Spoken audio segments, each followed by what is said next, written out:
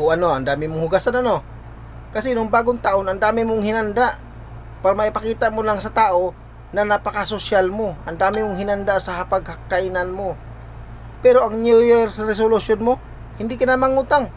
Pero yung pinanghanda mo, galing din sa utang.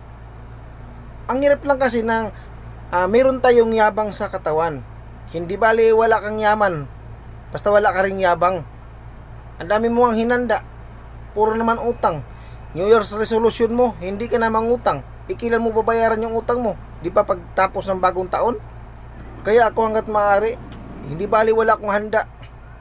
Basta hindi lang ako mangutang para na may panghanda, para may pakita lang sa tao na meron akong handa. Hindi bali wala akong handa kaysa mangutang ako para lang ipanghanda. Opo. Ano yon? Ay kuya, yung hulog mo sa akin, 2 araw ka na hindi nagbigay. Ay bukas na lang. Puro ka na lang pangako. Bukas na lang. Sige, siguraduhin mo lang ha.